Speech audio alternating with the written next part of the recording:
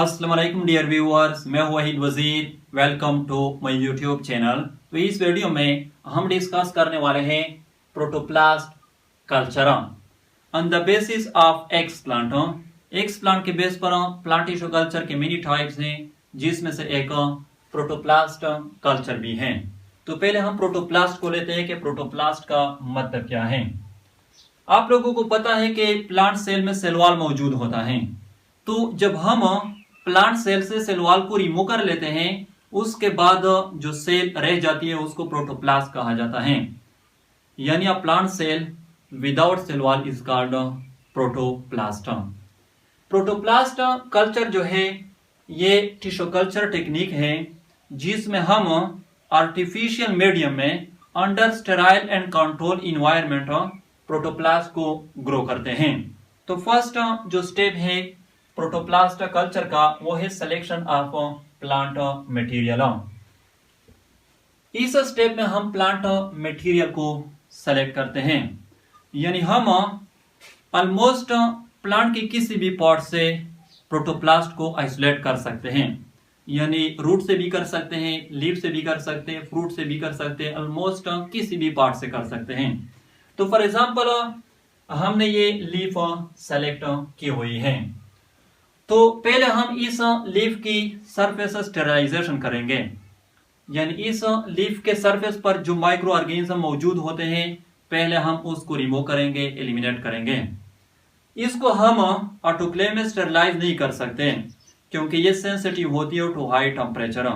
तो इसके लिए हम केमिकल स्टेरिलाइजेशन मेथड को यूज करते हैं, या इथेनॉल सॉल्यूशन को यूज करते हैं, या सोडियम हाइपोक्लोराइड को यूज करते हैं, एटसेट्रा।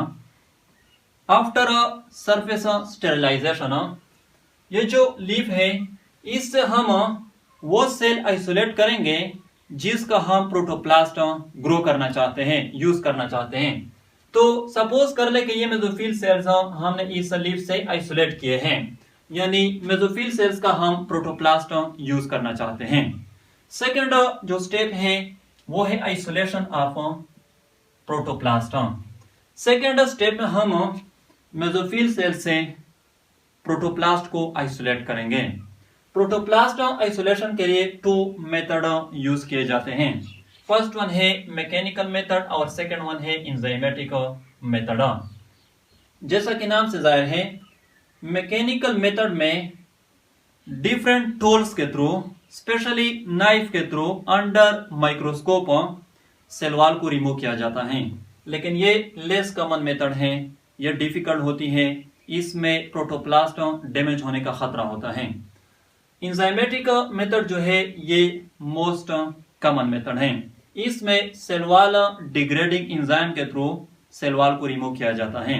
यानी इस मेथड में सेल वॉल डिग्रेडिंग एंजाइम का मिक्सचर प्रिपेयर किया जाता है। इस मिक्सचर में पेक्टिनेज एंजाइम भी मौजूद होते हैं और सिलोलेज एंजाइम भी मौजूद होते हैं।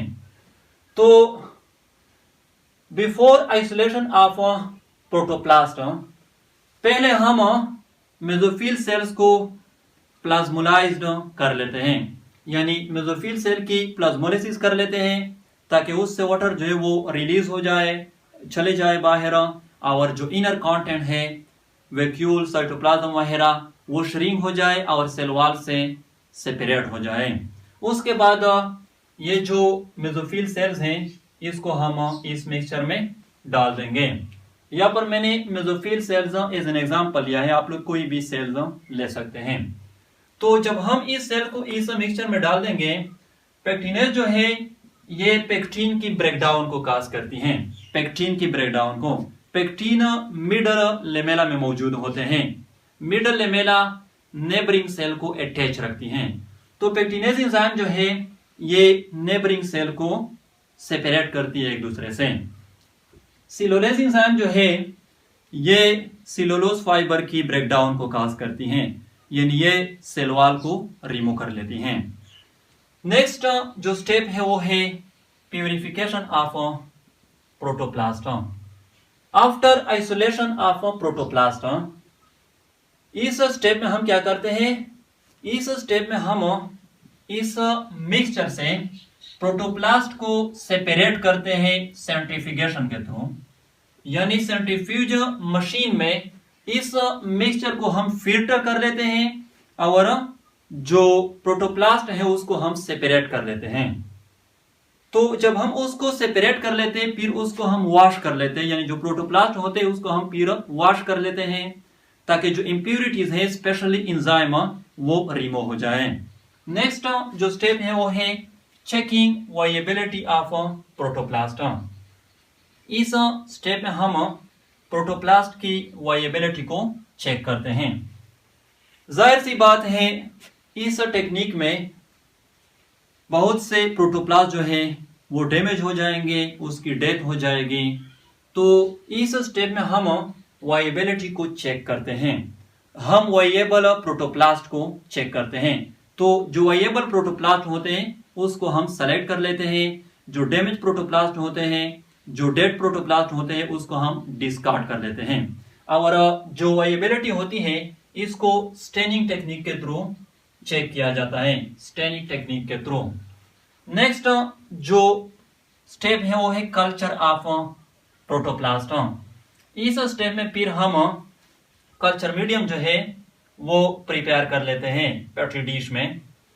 कल्चर मीडियम, जब हम कल्चर मीडियम को प्रिपेयर कर लेते हैं उसको फिर हम स्टेरलाइज कर लेते हैं ऑटोक्लेव में। तो आफ्टर स्टेरलाइजेशन कल्चर मीडियम में फिर हम प्रोटोप्लास्ट को रख लेते हैं।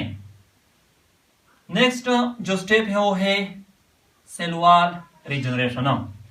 जब हम कल्चर मीडियम में प्रोटोप्लास्ट को रख लेते हैं और उसको हम इनक्यूबेट कर लेते हैं, कंट्रोल इन्वायरमेंट में रख लेते हैं, तो विद इन 24 टू 48 आवर जो प्रोटोप्लास्ट होते हैं वो न्यू सेल वॉल्स को रिजनरेट कर लेते हैं। नेक्स्ट जो स्टेप है वो है cell division. After cell wall formation जो प्रोटोप्लास्ट होते हैं वो माइटोसिस के थ्रू डिवाइड हो जाते हैं और स्मॉल सेल कॉलोनीज को प्रोड्यूस कर लेते हैं, बना लेते हैं।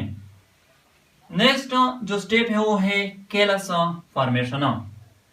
इस स्टेप में जो स्मॉल सेल कॉलोनीज होते हैं वो फिर कैलस में डिवेलप हो जाते हैं। यहाँ पर आप लोग देख सकते हैं कैलस में डिवेलप हो जाते हैं। और कैलस जो है वो मास होती है अनडिफरेंशिएटेड सेल की, अनऑर्गेनाइज्ड सेल की। यानी इस स्टेप में जो स्मॉल सेल कॉलोनीज होते हैं वो अनडिफरेंशिएटेड स्टेट में चले जाते हैं। अब ये जो कैलस है इसको हम as a starting material use करते हैं for regenerating a complete plant. यानी इसको हम फिर प्लांटलेट्स में डिवेलप कर लेते हैं। प्लांटलेट्स का मतलब है स्मॉल प्लांट्स। तो ये था प्रोटोप्लास्ट कल्चर टेक्निक। अब हम बात करते हैं एप्लीकेशन ऑफ प्रोटोप्लास्ट कल्चर की, यानी हम प्रोटोप्लास्ट कल्चर क्यों करते हैं। तो फर्स्ट जो एप्लीकेशन है वो है सोमेटिक हाइब्रिडाइजेशन। अगर हम हाइब्रिड स्पीशीज बनाना चाहते हैं तो फिर हम क्या करेंगे, 2 डिफरेंट प्लांट स्पीशीज से सेल को आइसोलेट कर लेंगे, उससे सेल वॉल को रिमूव कर लेंगे, फिर उसकी फ्यूजन कर लेंगे जिसके नतीजे में हाइब्रिड सेल जो है वो बन जाएगी। फिर उस हाइब्रिड सेल को हम कैलस में डिवेलप कर लेंगे और उससे फिर हम हाइब्रिड प्लांट जो है वो डिवेलप कर लेंगे। सेकंड जो एप्लीकेशन है वो है जेनेटिक मॉडिफिकेशन।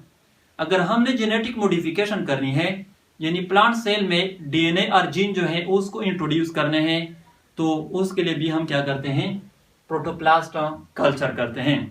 थर्ड जो एप्लीकेशन है वो है स्ट्रेस रेजिस्टेंस। अगर हम सेलुलर लेवल पर स्ट्रेस टॉलरेंस को स्टडी करना चाहते हैं तो उसके लिए हम क्या करते हैं, प्रोटोप्लास्ट कल्चर करते हैं। फोर्थ जो एप्लीकेशन है वो है क्रॉप इंप्रूवमेंट। अगर हम हाई यील्डिंग क्रॉप जो है वो डेवलप करना चाहते हैं तो उसके लिए हम प्रोटोप्लास्ट कल्चर करते हैं। तो ये था protoplast culture technique. I hope आप लोगों को वीडियो अच्छी लगी होगी। Thank you.